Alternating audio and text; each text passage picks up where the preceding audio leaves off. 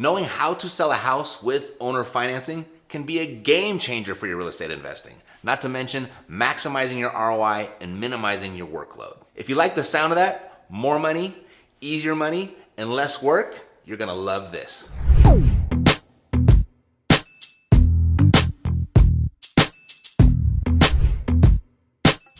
Selling a house in the traditional way can be preferable, but not always possible depending on market conditions. But selling a house via seller financing can become your preferable method once you actually know how. I'm gonna break it down, what it actually is, how to find great buyers, and why you actually might be better off doing it this way in the future. Let's go. So a traditional transaction, a traditional purchase, we all kind of know how that works, right? You know, a buyer finds a house, makes an offer to the seller, and agrees to pay that seller either cash or the bank will give the seller cash. And then the buyer makes payments to the bank. Alternatively, you could accept payments from the buyer, with you being the seller. So you essentially step in and act as the bank. Now, before I share with you how this all works and how I find an unlimited number of buyers for my own owner finance properties, if you like the idea of more cash flow with less tenant headaches, let me know by clicking the like button and subscribe to the channel. I post cool, creative money-making ideas like this each and every week, and you don't want to miss it. Now, finding buyers for your properties in this way is really rather easy. You know, what we do is we post ads everywhere, sometimes online, sometimes off, but we're always posting an ad that says, "Why rent when you can own?" And our sub-headline reads, "Any responsible buyer with a small down payment will not be refused." So why would a seller want to do this? Why would you want to do this? Well, a quick answer is it's much easier to sell properties this way in a tough market. It also helps you defer tax implications. It also gives you recurring monthly revenue. And further, when sellers typically experience their cash inflow from a sale, they don't really have any good ideas of where to put that money. And sometimes it just makes sense to leave the money in place attached to a tangible asset and receive payments that way. If you'd like, I walk you through the process of selling your property via seller financing. I walk you through step by step. And what I did is I put a link down below to a video that shows you exactly how it works. So the big question is always, what happens if your buyer defaults? What kind of situation is that gonna put you in? Well, here's the thing. What we traditionally know as something that's bad in real estate, like a defaulted payment, or if the house burns down, what's traditionally bad to us is actually good for the person holding the note. Because if the buyer stops making those payments, what the seller is allowed to do is to foreclose, take the property back, and sell it all over again, where they're able to keep all of the previous payments from the defaulted buyer.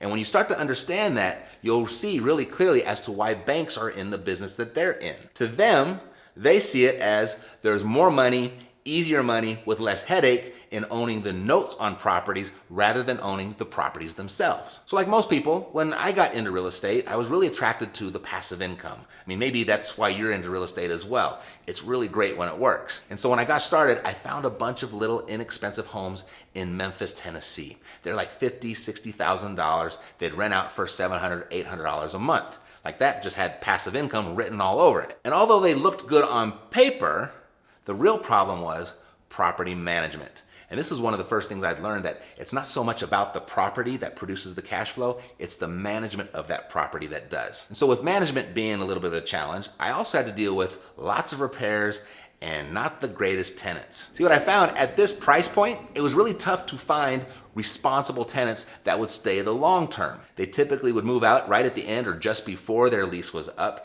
and then they would tear the place up right on their way out. That was very frustrating and very expensive. So my plan was to diversify property management. What I did is I took all the properties that I owned and I gave 3 to this property manager, 3 to this property manager, and 3 to this property manager, just to kind of see who would perform the best. The result wasn't great.